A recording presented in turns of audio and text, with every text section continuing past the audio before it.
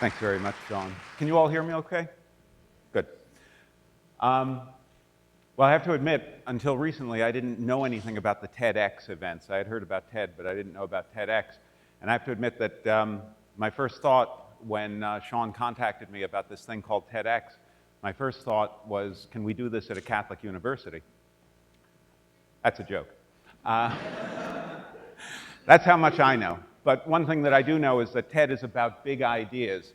So the big idea that I decided to talk about is God. Now, don't worry, I'm not here to preach. I'm not here to tell you what to believe in. I'm not a preacher. I'm a theologian. I'm a scholar of religion. So I just want to look at ideas and perhaps offer some different perspectives on things. Because I think the idea of God is a big idea and an important idea. There are many different ways to conceive of God, many ways to imagine God and image God. And I believe that these images of God that we have throughout the world have important effects on how we view ourselves, how we view the people around us, what we feel called to do in the world, and how we connect to everything around us. In fact, the word religion, you may know, comes from a Latin word religio, meaning to connect back to something, right? So it's our religious concepts, our images of God, things like that, that have a powerful, powerful influence on how we experience the world and what we do. Now, the concept that I want to sort of look at first is something that you may have heard of called intelligent design, and I want to look at that and sort of the image of God that sort of comes along with it. You may have heard of intelligent design. It pops up in the news now and again. If you go to a website, intelligentdesign.org, the folks there define it as the idea that holds that certain features of the universe and of living things are best explained by an intelligent cause, not an undirected process such as natural selection. So I asked myself, well, what image of God could I infer from that type of thing, that way of thinking? And it's sort of this, to me, this idea of God as sort of cosmic engineer, supreme designer, the workman who lays things out, this intelligent system that has a purpose, that's driven by some purpose, okay? And that we can see that in the world around us. And an analogy that intelligent design folks frequently like to use is what they call the watch in the desert. They say, look, if you were walking through the desert and you stumbled upon a watch lying there in the sand, you shouldn't think, that it just happened, that it just came together spontaneously. You would recognize it as a technological artifact that was made by an intelligent being for some purpose. And intelligent design folks say that's the way the world is. We should look at the world and see the designer's purpose in what's around us. And I can see the attraction to this type of thinking, okay? There are certainly things that seem to give it sense. When you look at the beauty of the human hand, the architecture that allows us to do so many delicate operations, or the beauty and perfection of the human eye, okay? These things seem to have a sense to them. They allow us to do so many marvelous things.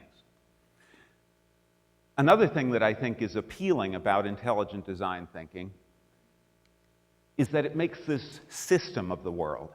It gives sense and reason to what we experience around us, okay? It puts everything into an ordered process. And of course, the most appealing thing about that is that in this way of thinking, we seem to be at the apex of that, right? We're the most intelligent creature on the earth. We are, highly evolved. If this system all makes sense, and if we're at the top of it, it must all be here for us, right? That's the reason for it, okay? I think that those are the things that make it appealing. But I have to admit that I have some problems with this way of thinking. One problem that I have, or one observation that I would make about intelligent design, is that I believe it mixes up science and religion in a way that's not always helpful. I'm not saying that science and religion don't have anything to say to each other. I would never say that. I think they should inform each other, but they have their own spheres of competency. And I think that what intelligent design does is it's sort of like trying to do dentistry with plumbing tools. If you go to the dentist and the dentist pulls out a wrench, go to another dentist. Or it's like trying to do plumbing with dentistry tools. They don't work. There's nothing wrong with the tools. They're good for what they're designed for, but you don't want to mix them up, okay? The other problem that I have with intelligent design is that while I will admit that there are many structures that you may look at in the natural world that do seem to have this elegant design to them, you can point to just as many counterexamples. The first one that I would draw your attention to is the human spine, okay? The human spine is not well designed, and how do we know this? Because I'm going to tell you right now, 80% of us, at some point in our lives, are going to suffer from back pain, all right? The human spine is very vulnerable to injury, all right? A spine like ours works very well if you're a four-legged critter, like our ancestors were, but once you stand upright and adapt this organ to supporting an upright critter like us, it doesn't work so well, all right? And if you were an engineer, you could come up with a much better system than what we've got. But see, evolution can't do that. Evolution doesn't do a complete refit. It adapts what's available, all right? And the other counterexample that I'll point to, human childbirth. Ask any woman who has been through human childbirth, and they will tell you it is not an elegantly designed process. As a matter of fact, I asked a female friend of mine who has experienced this wonder, and I said, well, if you were an engineer, how would you redesign it? And she said, I'd have men do it.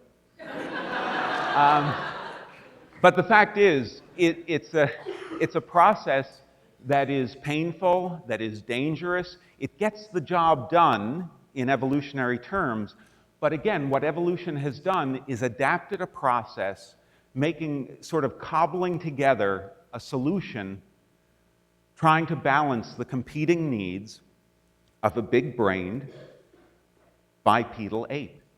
But it's fundamentally limited, and again, evolution can't redesign the process, it just adapts what's available. All right? So I think the evidence for intelligent design is ambiguous at best.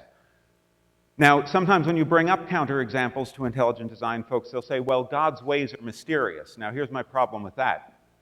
If it's mysterious, it's not intelligible, and therefore we can't say it's intelligent. And if it's intelligible, it's not a mystery. So I don't think you can have it both ways. And my final issue with intelligent design has nothing to do with who's got the bigger pile of evidence, but rather has to do with the image of God here. If the image of God is of a really smart engineer, a really good problem solver, how am I supposed to image God in my life? Right? What does that call me to do? Does it mean that I'm supposed to be really smart? Because I got a problem with that. My intellect is fundamentally limited, and if you don't believe me, ask anybody who has ever taught me math. So does that mean that somebody who's smarter than I am images God better than I do? I've got a little bit of a problem with that.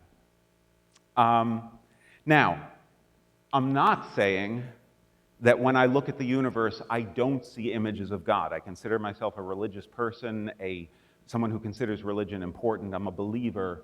I'm not saying I'm not an atheist. I don't think you don't see God, but I want to look at the universe and see, well, maybe what other images could the structure of the universe suggest to us? So let's look at the universe. And I don't know how easy it is to see this under this light. This is basically a schematic of what's called the local group of galaxies. All right? It's sort of like the universe on the largest scale that we can discern. And that white dot in the middle, that's where we live. That's the Milky Way. And these other objects scattered around are other galaxies. The scale up at the top is 1 million light years, which is an unimaginably large distance. There's a lot of empty real estate out there. Not much matter. It seems to be wasted space. Seems to be. When you look at the night sky, when you go someplace dark, like out where I live, you can see hundreds and hundreds of bright objects in the sky, each one a star or a galaxy. Lots of stars out there, each one a sun, but probably very few of them have planets around them. And when you get to planets like the one we live on, we know actually about planets even beyond our own solar system. But of all the planets that we know about, we only know about one that has life on it. There may be others, but probably even if there are thousands and thousands of planets that we don't know about, the proportion that could support life is probably very small.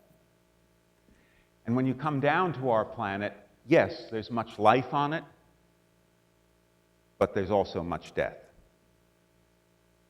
And in fact, evolution itself seems to be this wasteful process. We used to have these incredible creatures living on Earth, the dinosaurs and other creatures. I would give anything in the world to see these things alive. But there's nothing left. They're all gone. As a matter of fact, scientists estimate that 99.9% of all the species that have ever existed on Earth are extinct.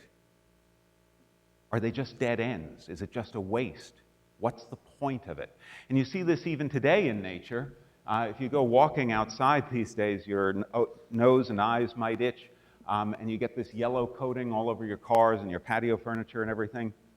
It's pollen. Each one of those billions and billions of grains that are floating in the air and landing on all of our stuff and making a mess, that's life.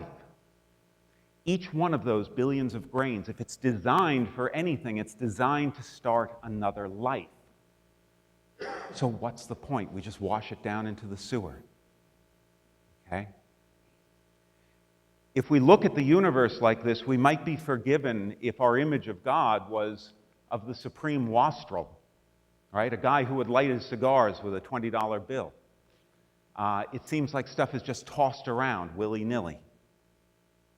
But I think that we can also look at the universe and perhaps come up with another image. And I had to ask myself, well, when do we as intelligent, rational creatures tend to act irrationally? When do we make these sort of grand, extravagant gestures that don't seem to make sense? And the answer that I came up with is when we're in love. I mean, that's when we buy the stupid stuff like the balloons and the stuffed animals and the flowers and the candy and all of that stuff. That's when we do crazy, seemingly senseless things, right? And I started to think, when I look at the universe, maybe I could come to an image of God as like this gratuitous, superabundant lover who gives the gift of being to all that is, just bestows it, scattered throughout the universe,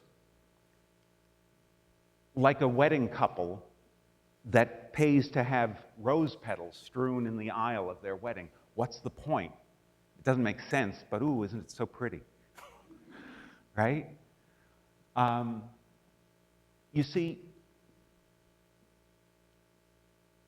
no matter how we look at the universe, I don't believe we can ever come to a good, rational answer to the fundamental metaphysical question, which is, why is there anything instead of nothing? And if I can't answer that question, I can't impose rationality on the universe. And the universe doesn't owe me an explanation.